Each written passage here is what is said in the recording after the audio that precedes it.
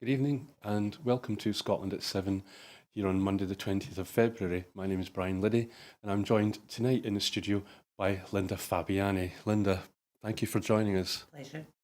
It's great. Well, look forward to chatting with you later. Linda was a former member of the Scottish Parliament. Um, as always, we'll begin with our daily Ukraine update, day 362. Joe Biden has visited the Ukrainian capital, Kyiv, defending threats of Russia missile attacks to announce a new package of additional US weapons supplies worth $500 million. That's £415 million, as Ukraine prepares to mark the sombre anniversary of last year's full-scale Russian invasion. The US president, closely surrounded by a large security detail, was escorted by his Ukrainian counterpart, Volodymyr Zelensky, on a walk around central Kyiv as air sirens could be heard confirming rumours of a visit that had been circulating during the morning. The visit came as it was disclosed that Biden would announce an additional £500 million in military aid, including artillery ammunition, anti-armour systems and air surveillance radars in the coming days.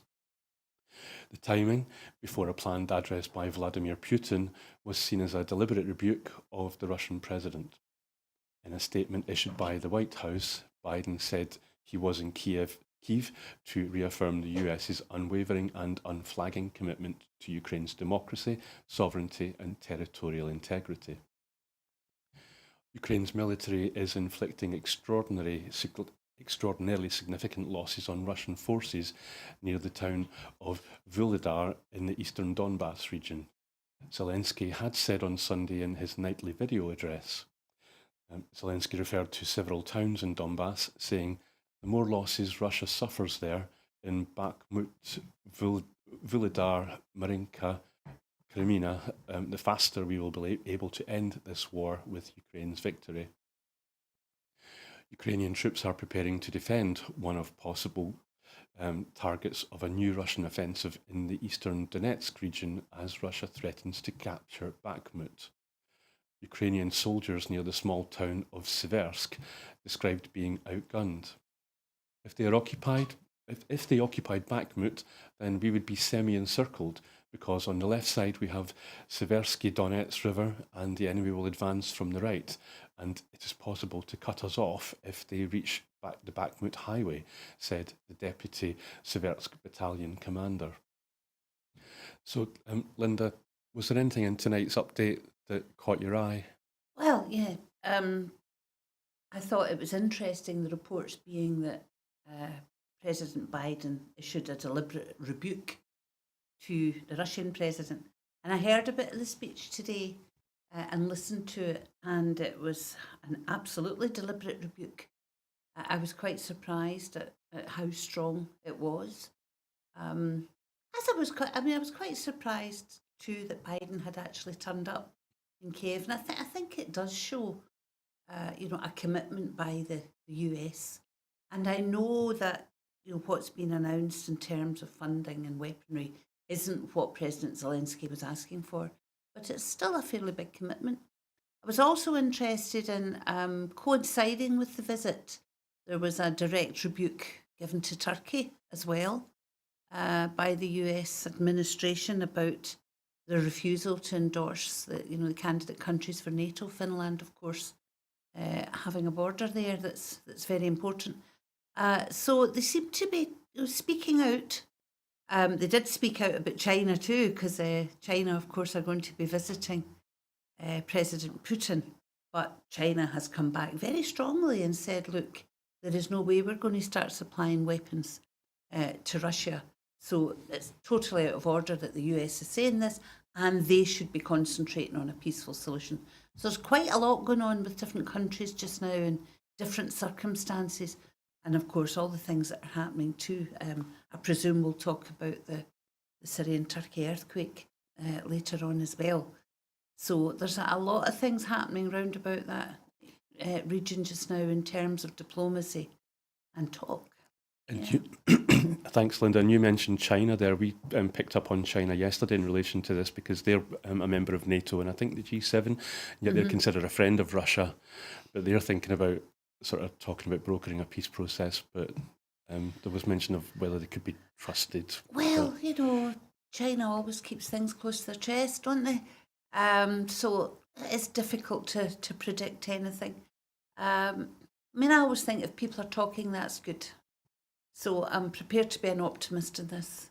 And it's not like me to give China the benefit of the doubt, I have to say, because of their actions against so many other repressed peoples. But let's just hope that in this case that they're genuine in their wish for peace. Yes, fingers crossed. So yeah. I'm sure we'll find out in our further daily updates to come. So on to our first item, and that's the SNP leadership election. 3 candidates have now announced their wish to be leader of the SNP and First Minister of Scotland.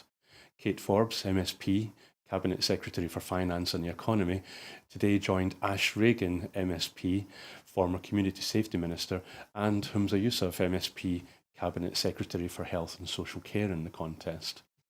Nominations close on Friday, the 24th of February at noon, and SNP members can cast their votes from the 13th of March, with the winner being announced on the 27th of March.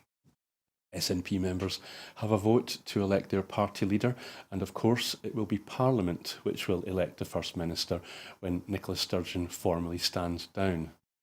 Broadcasting Scotland today was invited to the Humza Yousaf campaign launch earlier on, and we're now able to bring you some video footage from that.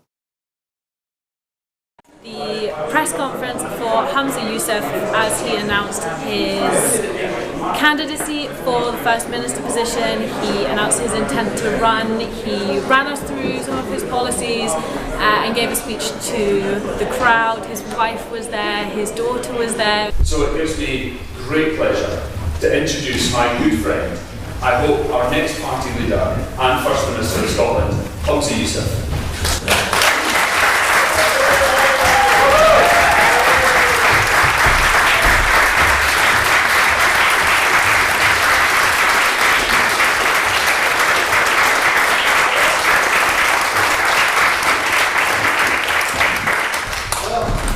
I didn't think I'd be doing this today. Ladies and gentlemen, friends, thank you for joining me today. Thank you for your kind words and your support already. Can I start by paying tribute to my friend, our First Minister, leader of our party, Nicola Sturgeon, for all that she has done for both the party and for the country. Nicola, we are indebted to your leadership. With my family's love and their support, I'm excited to bring myself forward as Scotland's next First Minister. I want to outline some of the reasons why I hope I can lead both this country and the party that I love so much. If elected as First Minister, my relentless focus, and the focus of any government that I lead, will be on helping to protect the most vulnerable in our society at their greatest time. But if elected as First Minister, I will do whatever I possibly can with the powers that I have to protect the people of Scotland from the cruelty that Tory austerity has inflicted upon us. However, I believe in independence with every fibre of my being, but not as an end in itself, but as a means to a more socially just, a more fair, a more progressive Scotland for all of our citizens. To the people of Scotland, whether you're SNP or not, know this, that if I am the next First Minister of Scotland, I will always stand up for our collective interest. And ladies and gentlemen, that is why I'm standing to be your leader and the next First Minister of Scotland. Thank you so much.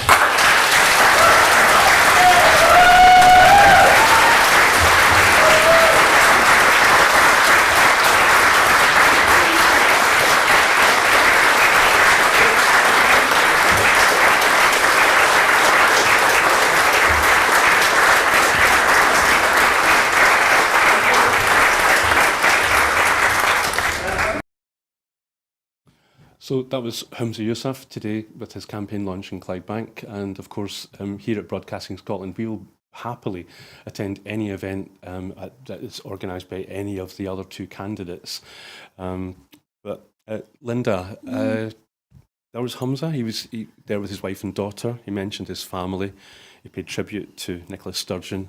Yeah. Said that his aim, if he was to become First Minister, would be to protect the vulnerable and to create a socially just and progressive Scotland. He also mentioned Westminster and said that he would always stand up for Scotland.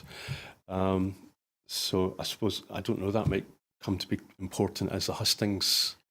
Well, yeah. I mean, I would hope that any First Minister of Scotland would stand up for Scotland.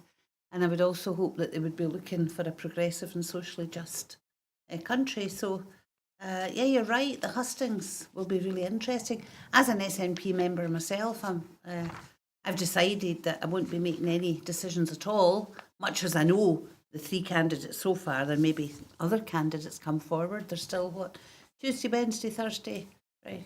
3.5 days when people can still put their names forward in the hope of reaching the required nomination level. So I certainly intend to be going along to hustings and listening to questions and answers and perhaps putting a few myself.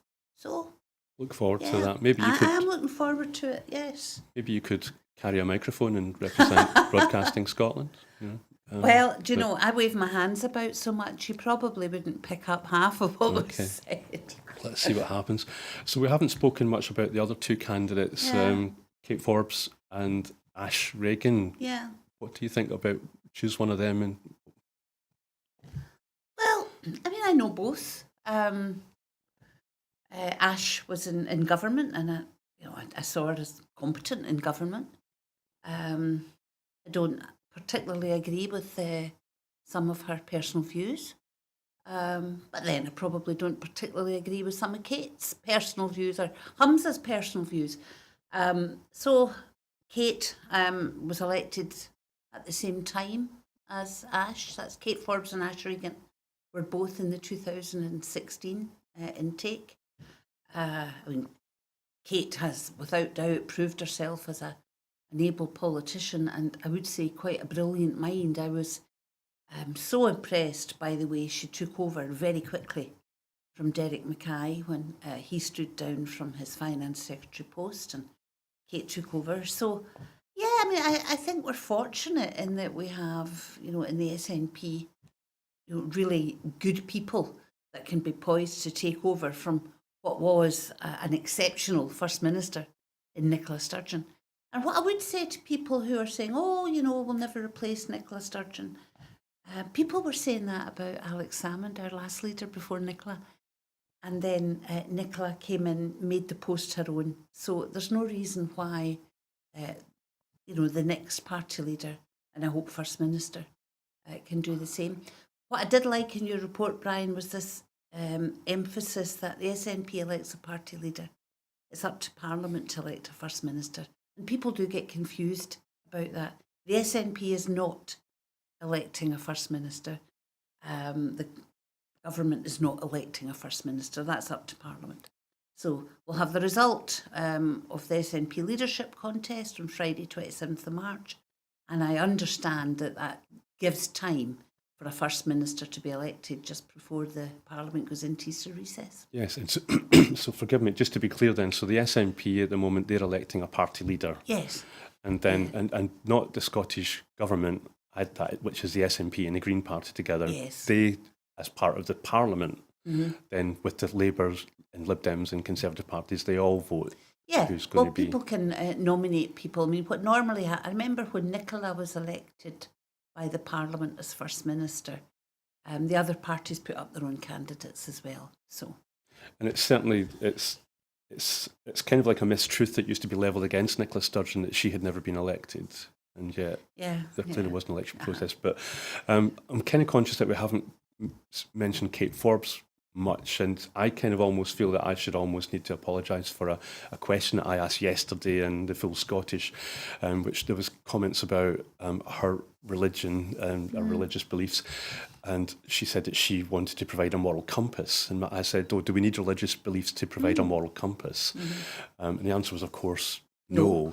But then we were kind of chatting about this earlier on. The flip side to that is Kate Forbes' religious beliefs as part of the Wee Free Church would maybe mirror some beliefs that Hamza Yousaf might have as a Muslim or yeah, I think a Catholic. Yeah, I think that's the interesting thing, Brian. That's one of the reasons I want to go along to hustings, is to see the separation between religious beliefs and political beliefs and how candidates intend to go forward. I mean, I was really quite annoyed. I'm not a person of faith myself, but I was quite annoyed when I saw some of the coverage about Kate Forbes, and this was prior to her declaring, because she only declared today, and it was saying things like, oh, she's a member of the Free Kirk of Scotland, they don't believe in abortion, they don't believe in same-sex marriage. Right, okay. The Catholic Church doesn't believe in abortion or same-sex marriage. As far as I'm aware, Islam doesn't believe in either of these things too. That doesn't mean that somebody who adheres to that faith can't be progressive. I mean, within all branches of religion, in Scotland and in the UK, there's always politics going on and arguments going on and personal beliefs coming forward. So, I don't see why that's a problem. The problem comes if someone thinks they have been elected on behalf of the religion to influence politics. And I would hope that none of the candidates that will come forward for the SNP would be of that view. Yeah, and this idea then about the hustings, and they're going to be vital to kind of find out where we are in the lay of the land in that sense. But then I'm also conscious, if we compare and contrast, we're going to have a shorter campaign period. Is that because the SNP want to avoid what happened when the Conservative Party at Westminster had a recent... and they tore strips off each other? I think there's a bit of that. But the reality is, we feel quite strongly that Nicola Sturgeon has announced her intention to stand down. Therefore, a new First Minister is required. We don't want that hiatus of weeks and weeks and running into months like the Conservatives do. The country needs leadership. So I would say that it was sensible to contract that period. SNP members, one member, one vote, and votes will open. Hustings will be ongoing. And members can vote straight away if they choose to, if they've already made their minds up, or perhaps can't attend hustings. Or, like me, I'm quite lucky because I live in the Central Belt. I'll probably find it easy to get to hustings. Go along, listen to what's been put forward, and then make my mind up. Party nationally will, as they always do, arrange hustings around the country so that as many members as possible can go along if they wish. So we look forward to covering them. Yeah.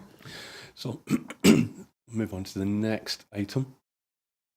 Nearly a quarter of energy vouchers designed to help the most vulnerable households with their gas and electricity bills still have not been redeemed, according to the latest government figures. Failure to receive the energy support payment could be the difference between having a warm home, keeping the lights on, eating a warm meal or not, according to the charity Citizens Advice. The Department for Business, Energy and Industrial Strategy, the BEIS data, showed that 24% of vouchers for consumers on prepayment meters, otherwise known as PPMs, in Great Britain remained unclaimed. This is despite increased uptake of the vouchers, which hit its highest level in January, with 1.7 million used last month alone. That's up 130,000 from December. 1.9 million unredeemed vouchers mean that households have missed out on £125 million of support since the scheme launched. Gillian Cooper, Head of Energy Policy at Citizens Advice, welcomed the increase in redemptions, but said too many people were still not benefiting. She said, suppliers must make it as easy as possible for people to get the help they're entitled to. This includes reissuing vouchers that haven't been received and ensuring anyone without online access still receives help in a way that's convenient for them. Households with a prepayment meter are required to redeem their vouchers at the post office or PayPoint. Energy suppliers are responsible for telling prepayment customers how to access government support through the vouchers. Suppliers are also obliged to make several attempts to contact customers who have not redeemed them. The consumer champion Martin Lewis previously joined up with Which, Age UK, Citizens Advice and National Energy Action to urge the government to investigate low redemption rates and to raise awareness of the scheme. There are also regional variations in voucher redemption rates. The lowest level of voucher uptake was in London, where only 2/5 or 42% of those eligible households had claimed them, followed by Scotland at 32%. That's especially Edinburgh and Glasgow, and then again the southeast of England on 31%. So, Linda, we were kind of trying to work this out earlier on, Yeah. and firstly, is there anything practical that you think could be done to improve the uptake? Yeah, well, I'm actually a wee bit confused by the whole story, to be honest, Brian, the way it's been put out, because I do know that there are those on prepayment meters who are automatically getting the government help, that everybody's help, they call it, my goodness. I wouldn't exactly call it help, but getting the discounts on their bills. And I know that some people with prepayment meters are getting that automatically charged to their meters. The question of vouchers, from what I'm reading into that is additional assistance that I can see. And I know certainly from being involved in a couple of charities out where I live in East Kilbride and Avondale, there can be issues because people get sent, the Citizens Advice have told me, that people can get sent a code that they then have to identify to go to the pay point or go to the post office to get their money. However, if somebody doesn't have a smartphone or email and are not digitally illiterate, as they say, they aren't able to access them. So I know there are schemes locally to me where Citizens Advice and other charities like Healthy and Active in East Kilbride are actually going out and helping people to do that. So I would hope that that's happening right across Scotland and that there are those there to help people. I haven't seen much of a publicity campaign from the UK government about it, much as they talk about it. So I'd like to see that stepped up as well. And the last thing I would say is, if there is a time limit on these vouchers, that should certainly be extended. So, if I've understood you correctly, you think maybe there are too many stages for people to get these payments? Yeah, it's perhaps overcomplicated for some people. Yes. If somebody doesn't have a smartphone, for example, and there are loads of folk don't have a smartphone, loads of folk don't use email, if that's the only way they can get this code to be able to then redeem their voucher, that's a problem. And I don't mind admitting that I have a prepayment meter, but I also have a smart meter. Right. So I get an email which tells me that I have automatically had £67 added to my account. But do we think it's the case then that these are payments over and above the £67 that we all get? And yeah, certainly local to me. People it's a smart who are meter still that having issues can apply to their local authority for a voucher, which is separate from what the energy companies have put in place, this £67 that we're talking about.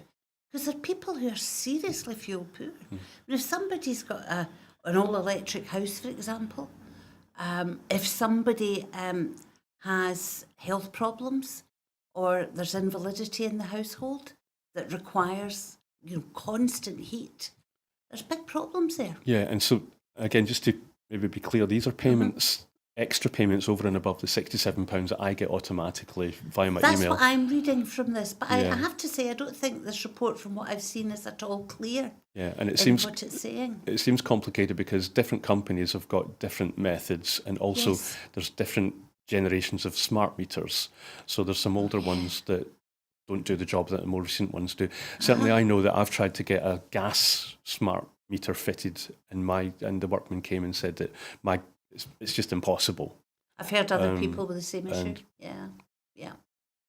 So, huge awareness campaigns, Citizens Advice, and many other local charities are doing really good work in this. Yeah, so it sounds like maybe people need to get more up-to-date prepayment meters, smart meters as well, and the companies and the governments need to do something to streamline it. Yeah. Certainly there is a need out there, it's clear, for these funds, but I'll move on to the next item. Or maybe before time against it, I was just wondering any idea why Scotland is featuring No, among the highest? that's what I want to drill down to. I mean, my intention is to get back onto my contacts locally, because I'm involved with a charity that tries to help people, and try and find out what that's about, drill down into that figure, because I'm really quite shocked at that. Because Scotland, of all places, has an issue with fuel. We're that wee bit colder up here, aren't we?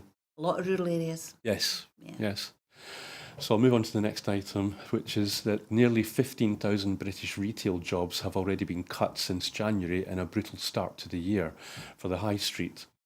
According to analysis from the Centre for Retail Research, that's the CRR, a total of 14,874 retail job losses have been announced by companies so far. National retailers including stationery brands Paperchase, clothing chain M&Co and Tile Giant have all gone bust in recent weeks, while discount retailer Wilko, clothing retailer New Look and supermarkets Tesco and Asda have all also announced job cuts. Large retail chains, which have 10 or more stores, are among those cutting jobs on UK high streets, as well as at main shopping destinations, the research found. Most of the job losses, totalling 11,689 in total, are at large retailers, including Tesco and Asda, who are carrying out cost-cutting programmes and restructuring operations. Meanwhile, a further 3,185 jobs have been lost at large retailers which have collapsed and are undergoing insolvency proceedings. Many of the struggling retailers have already collapsed in recent years, according to Professor Joshua Bamfield, the CRR's director, who said, "The process of rationalisation will continue at pace as retailers continue to reduce their cost base. We are unlikely to see any respite in job losses in 2023 after a brutal start to the year. Retail job losses have been mounting for several years, even prior to lengthy closures after repeated COVID lockdowns. Just under 3 million people were employed in retail in the second quarter of 2022, according to a survey from industry body, the British Retail Consortium, which was 63,000 lower than a year earlier." So, Linda, I don't know if you're like me, but it's not clear there's no mention of exactly what's caused these cuts and these slashes to the high street. Do you think Brexit might be lurking in there somewhere, or is it really just the cost of living prices? People aren't spending in the shops anymore. I think it's a mixture of things, Brian. I think it actually said in that report you just read that this is part of a trend that has been going on for some time. But as with so many of these things, for obvious reasons, they mention the big players and the job cuts there and people losing their jobs.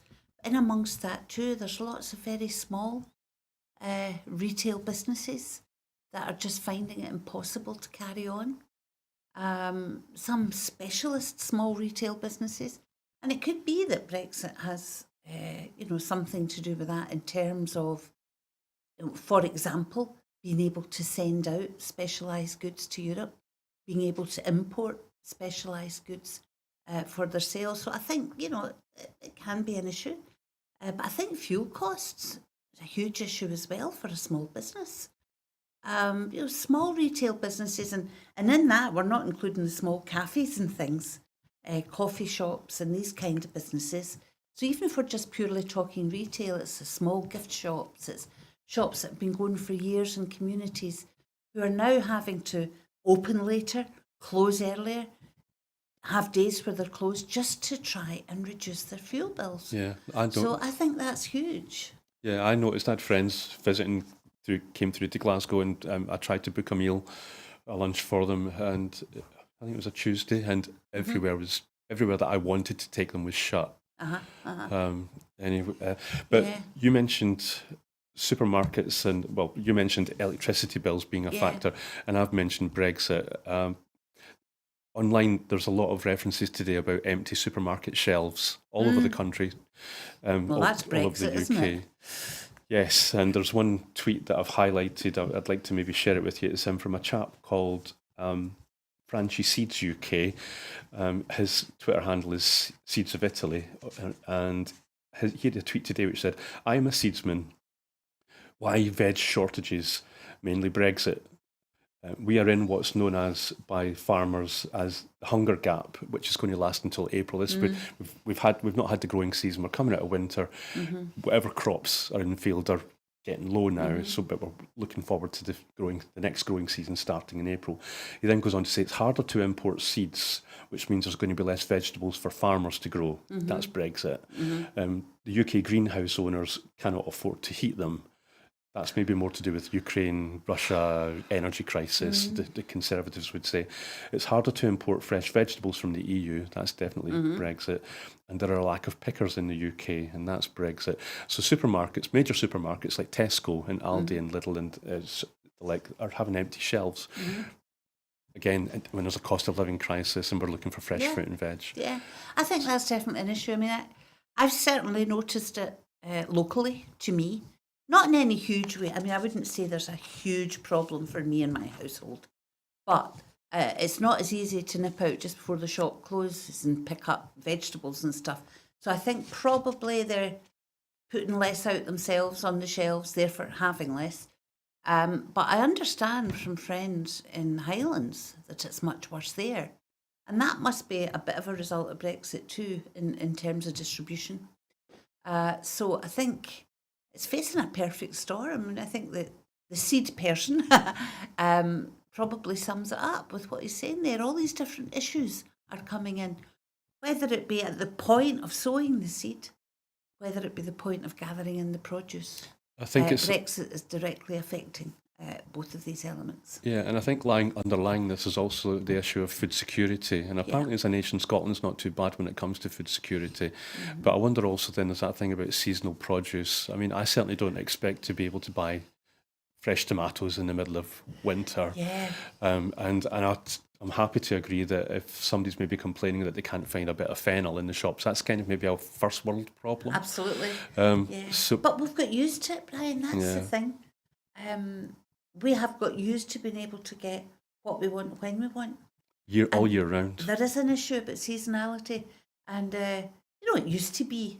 And, I just feel like my grandmother, when I talk about these things, the very first job I ever had was in a wee fruit and veg shop in Scotland. And I remember quite clearly queues outside the door for the first tomatoes coming in, queues outside the door for the first Cyprus potatoes or for the first seedless grapes. So things were much more seasonal, but we've got very, very used to getting what we want when we want. It's a bit of a culture shock when you realise you can't anymore, but it may well be that we're going back the way. And that could have certain advantages, perhaps, but the issue of not having enough seed to sow, the issue of not being able to gather in the harvest is very, very problematic. Yes. So moving on, thank you, Linda. An SNP MP is today leading a debate demanding the UK government take immediate action to end exploitative marketing of infant formula milk in the UK.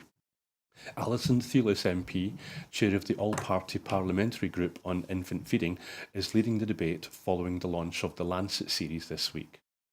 A quote from the Lancet series points the finger clearly at the commercial interests that benefit from any failure to support breastfeeding, saying the substantial power of corporate and financial actors with interest in expanding commercial milk formula markets, underpinned by global trade, investment and financial institutions, is deployed in various ways to block more effective commercial milk formula marketing regulation and breastfeeding protection.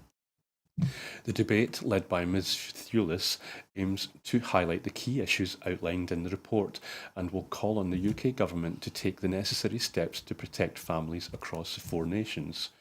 Thewlis said, "Commercial milk formula is a multi-billion-dollar industry and companies spend considerable sums on marketing with the purpose of influencing the decisions families make about feeding their babies. It is important that the UK Tory government engages meaningfully with the Lancet report.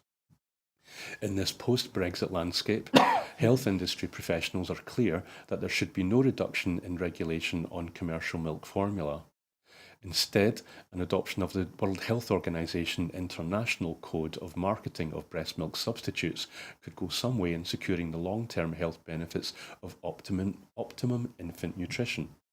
I hope this adjournment debate will emphasise the need for immediate action by the UK government to acknowledge the role of government in preventing the aggressive marketing of the formula milk industry.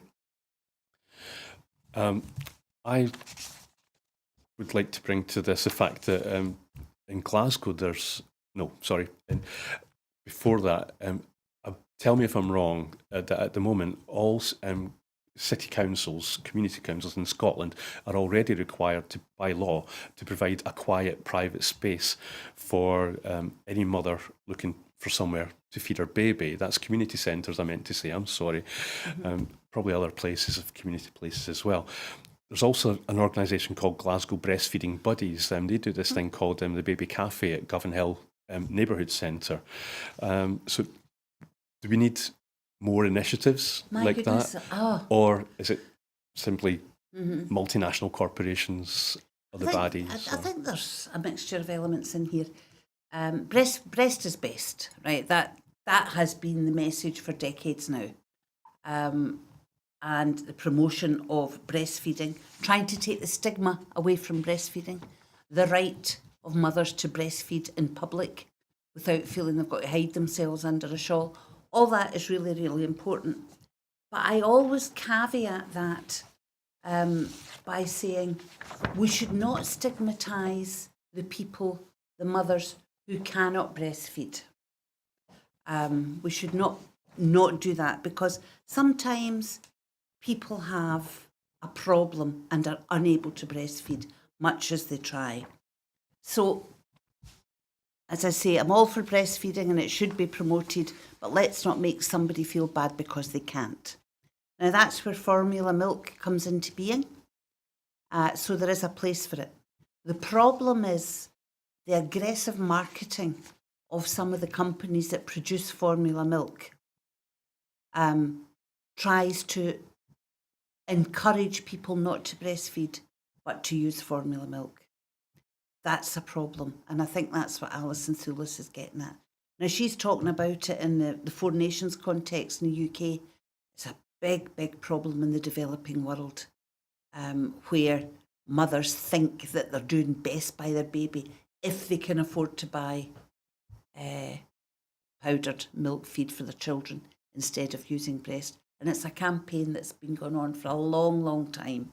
So I'm glad that Alison is bringing it to the fore again. Good for her. Yes, and I'm glad that the Lancet report, which is very important, is bringing that out as well. Yes, and it ties in with our campaigns for clean water internationally. If you don't have clean water, then and you're making up of course, baby food. And, yes. Yeah. But we've got breaking news Really? here. What's this? Yes. I've yet to read it myself. So, a media release for immediate use. The Scottish Greens have tonight reaffirmed their commitment to delivering the Bute House Agreement in full as part of their role within the Scottish Government. That includes repelling the anti-democratic attack on the work of the Scottish Parliament by the Westminster Government over gender reform.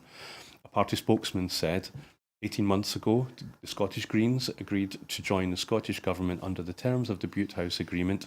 It is a positive and progressive deal that was scrutinised and overwhelmingly endorsed by the membership and politicians of both parties, along with the full Cabinet.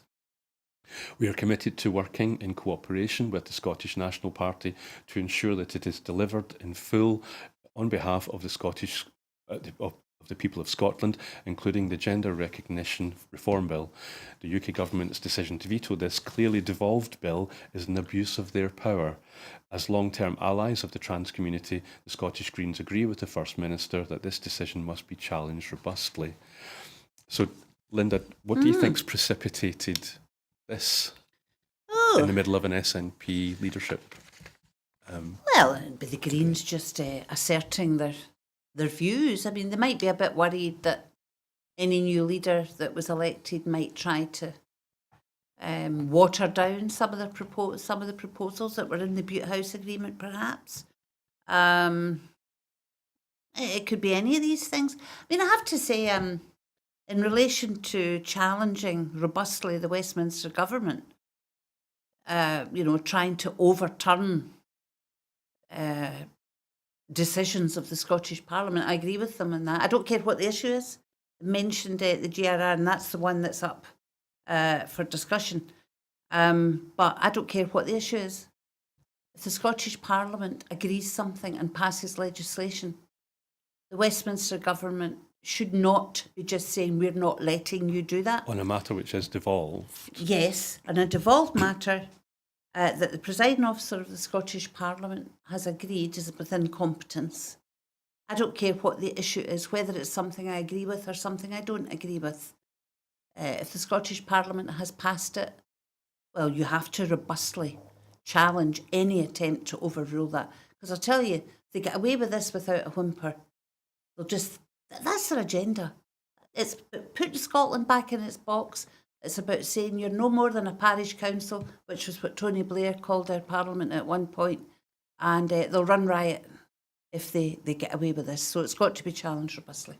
I think they're certainly clearly setting out their stall ahead of the hustings, aren't they? So this is something that hopefully... and why shouldn't they? Their coalition partners are entitled. Yes, and hopefully every candidate will be asked what their I'm response glad is. to see from what you said, Brian, that they have kept away from personal attacks. Yes. It's their own position they're stating clearly, and I think it's that's very much a constitutional statement absolutely they've laid out, isn't it? Yeah. So, on to the next item. Turkey's death toll has climbed above 41,000 in the country's disaster, an authority has said. This number is expected to rise further, given that more than 345,000 apartments were destroyed and many people are still unaccounted for. In Syria, already devastated by years of war, authorities have said more than 5,800 people died.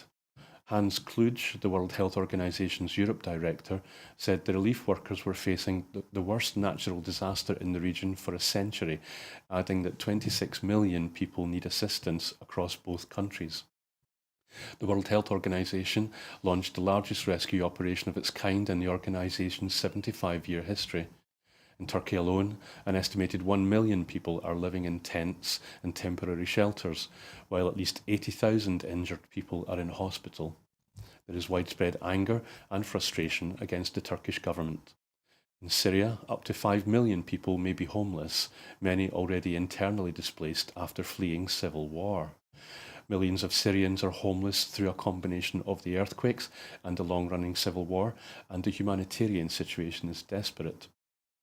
Last week, Syria's dictator, Bashar al-Assad, was persuaded to open 2 more border crossings with Turkey, so more aid could reach the northwest, where 12 years of bitter fighting have complicated the international relief effort. However, the United Nations World Food Programme has warned that local authorities in the northwest Syria are not giving the required access to aid convoys. Linda, it's unfathomable is a word that I heard about these figures. 26 million people apparently in need of assistance, which is a World Health Organization figure. Also, just to give you an idea of the geological scale of what's happened, apparently there's a land split has opened for up to 7 metres for hundreds of miles, which is directly along the tectonic fault. And there have been 4,300 aftershocks. And yet, this seems to be dropping off the news agenda of late. It is unfathomable. The figures are just horrendous. You were like 26 million people in need of help, he said. That's 3 times the population of Scotland. It is unfathomable to us. And I heard a chap on the radio this morning from the charity Islamic Relief, and the despair in his voice was palpable. Just the inability to make a dent in the suffering.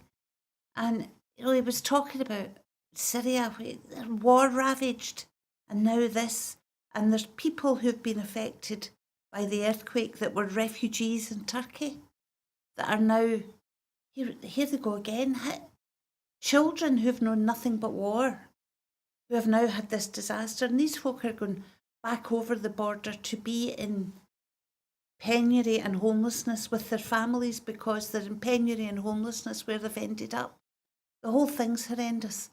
And I don't know, there isn't an answer. You know, of course the rest of the world should be doing their best to help here. But no matter how much you pile into that, it's not going to be fixed overnight. It's going to take a long time and a sustained effort. And the idea of Assad not allowing aid convoys, again, is unfathomable for his own people. And whether it's his own people or not, for people that are suffering so much, how can you be blocking aid? Yeah, the report mentioned anger in Turkey, and certainly I've Yeah. seen videos on Twitter, people in Syria venting their anger. Why is everybody talking about the Ukraine, and why aren't you helping us here in Syria?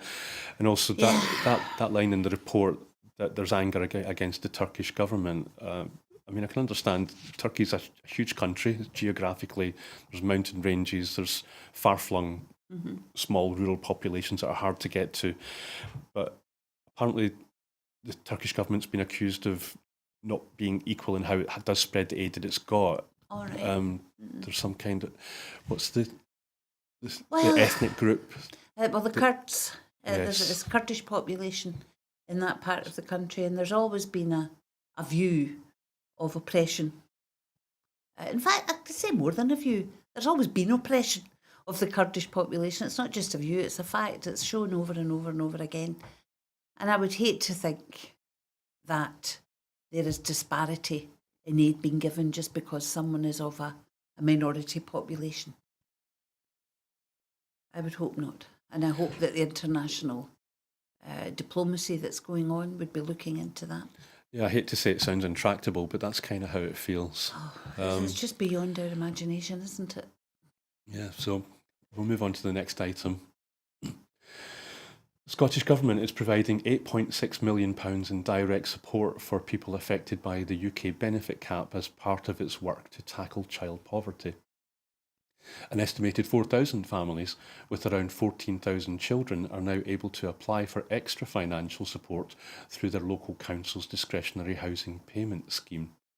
Social Justice Secretary Shona Robison said, "We are increasing funding to help bridge the gap between what people need in benefits from the UK government and what they actually receive. Eligible households could be £2,500 better off on average per year as a result." She went on to say, "We will spend up to £84 million in 2023-24 on discretionary housing payments to mitigate not only the UK government's bedroom tax and the ongoing freeze to local housing allowance rates, but now also the benefit cap, which is pushing families into hardship. Our child poverty targets are ambitious, and that is why we are choosing to invest significantly more in social security than the funding we receive from Westminster and helping to mitigate the damaging impact of UK government welfare cuts." The funding has been welcomed by organisations directly involved in dealing with the effects of child poverty. So, John Dickey, chair of Child Poverty Action Group, said, "Mitigating the UK benefit cap is absolutely the right thing to do. Support for struggling families shouldn't have an arbitrary limit that pushes children into deeper poverty." I've got another quote here. Laura Miller, strategic manager at Charity 5 Gingerbread, which helps lone parents and families in need, said, "The greatest risk is that households may be unaware of their entitlement, and every year millions of pounds of benefit go unclaimed. Therefore, we must all raise awareness of this announcement to ensure those most in need of support receive it." So, Linda, once again, there's that word mitigation. That's exactly what I was going to say, Brian. And here we have John Dickey from the Poverty Alliance, just saying this is about mitigation. It's about discussing UK Westminster government policies that the Scottish government, when they're strapped for cash as it is, and have calls from all over the place for more cash to be spent in different things, mitigating the anti-people policies of the Westminster government. It's part of the Scottish Government's anti-poverty strategy. It goes along with the child payments. It goes along with the ethos of Social Security Scotland, which does have a big awareness-raising programme going on to make sure people do get the benefits they're entitled to. So, yeah, again, I keep saying it, but it is a tale of two governments. It's the difference between the Tories sitting in Westminster, who don't give a toss about how badly people are feeling the pinch because of their policies, and a Scottish Government which says children shouldn't be getting raised in poverty and we're going to do what we can to, that word, mitigate it. I really don't think there's anything else that we can add to that, Linda. Honestly, I think you've absolutely hit the nail on the head, and so we should move on to the next item. The Scottish Government will carefully consider proposals to support more women into entrepreneurship, First Minister Nicola Sturgeon has said, following publication of Pathways, a new approach for women in entrepreneurship. The report was commissioned by the Scottish Government to identify ways to unlock untapped potential, close the gender gap and boost Scotland's economy. The review makes 31 recommendations, including providing start-up training and support in a range of pop-up locations to help more women and other primary caregivers access services, integrating entrepreneurial education into schools and further education, improving access to start-up and growth finance, tracking and measuring progress towards full representation in entrepreneurship. That was found. So, commenting on the report, First Minister Nicola Sturgeon said, "The review's findings are challenging, but underline the need to tackle the root causes as well as the immediate barriers of this inequality. Fully realising the entrepreneurial potential of women in Scotland will not only promote greater equality in our society, it will also deliver significant benefits for the economy."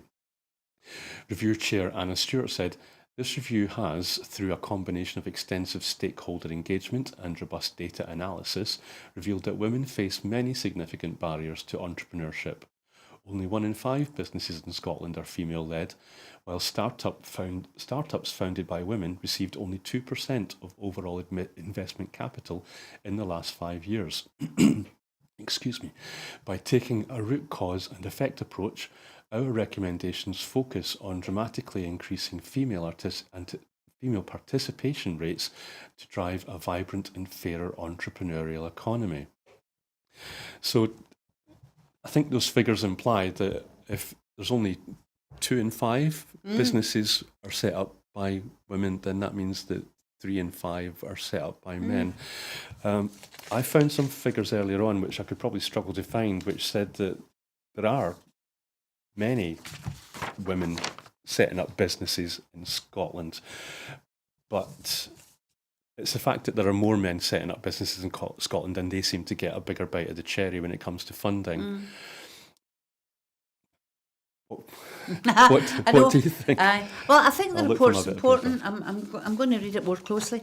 I would like at this point to pay a wee bit of tribute to the work of Gillian Martin, MSP in Holyrood. She's been on about this for years now, and pushing the idea of women into entrepreneurship.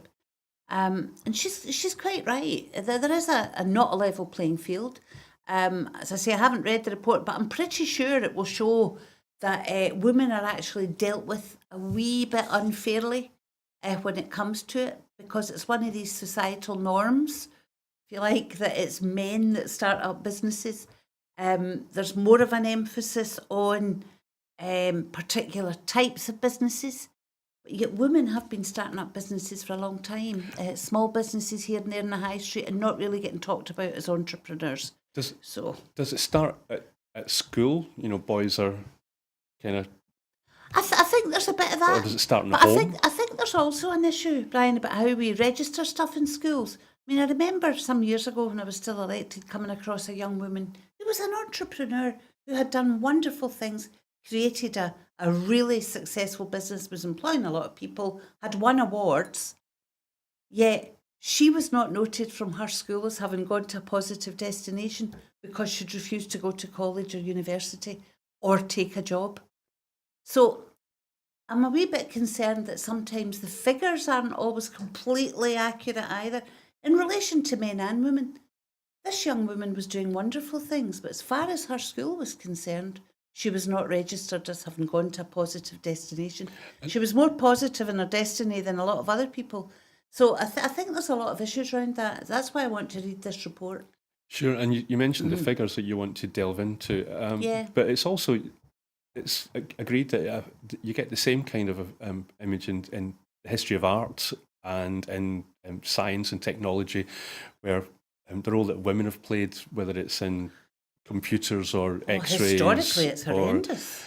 or a female artist with how much influence she had on other male artists and movements, and you seem to see the same patterns. Well, life's like that, Brian. Men get all the credit and women do all the work. I think you're right. What is it they say? Behind every successful man, there's a woman pushing him on. Behind every successful woman, there's a man trying to hold her back. Yes, I would say that probably does. We're almost running out of time. I mean, we're kind of right on the hour, but I think we started a wee bit late, so I'm going to try and fit in this very last story. World-leading scientists from the University of St Andrews are about to reveal a new tuberculosis drug that will shorten the treatment of the disease by up to 2 months, potentially saving millions of lives. Dr. Mug Sevic, a clinical academic in infectious diseases and medical virology based in the Infectious and Global Health Research Division of the School of Medicine at St Andrews, is delivering the results today of a worldwide TB Alliance clinical trial. I'm maybe going to cut to a little discussion because people will be able to find the details soon, because this is just breaking news. We were talking earlier about how TB, people think it's gone away. It's not gone away. And it hasn't. No. Worldwide, TB is a horrendous problem. And there's actually been, we talk in this country of TB having been eradicated. But over the years, you get breakouts every now and then, generally among the poorest people, and very often among those who are homeless for whatever reason. Because it's an infection that once somebody's got it, it's highly contagious. I actually had TB myself as a child and was in hospital for I think from what my parents said, it was up to about 9 months. And I remember being told, in later life, of course, by my parents, that I was one of the first kids in Scotland to receive a drug called streptomycin, which was what really helped with TB at the time, penicillin and streptomycin. So I was a very lucky wee girl. So this is great news if they've come up with something that can treat TB a lot quicker. Again, we should be positive. We've more or less eradicated polio almost worldwide. So let's hope that, the work that these great folk at St Andrews University and other places are doing can maybe set us in the path to actually truly eradicating TB. Massive problem in the developing world. And as you said, it pops up still every now and then here at home as well. Yes, well, thank you for sharing that with us, Linda. And I'm glad that you survived. I did. And that I'm still here to fight another day. Where would we be? But so that's really the end of the show. Linda, thank you once again for giving up your time and your knowledge and your experience for us here at Broadcasting Scotland. We look forward to having you again sometime soon, I hope. But that is just about it for this evening. But before we go, I just wanted to remind you that here at Broadcasting Scotland, we depend on the generosity of our supporters. So to everyone who has donated and to everyone who has signed up to make a regular monthly payment, we thank you very much. You know that our programmes will always be free to view. However, if you can afford £5 per month, please consider becoming a Broadcasting Scotland supporter. We have set ourselves, we have set ourselves a target of adding 10,000 new subscribers to enable us to employ staff to make more programmes. But so tomorrow night you're going to have Donald C. Stewart sat here in this chair, so in the meantime we'll just say from Linda and I, good night and thank you for watching.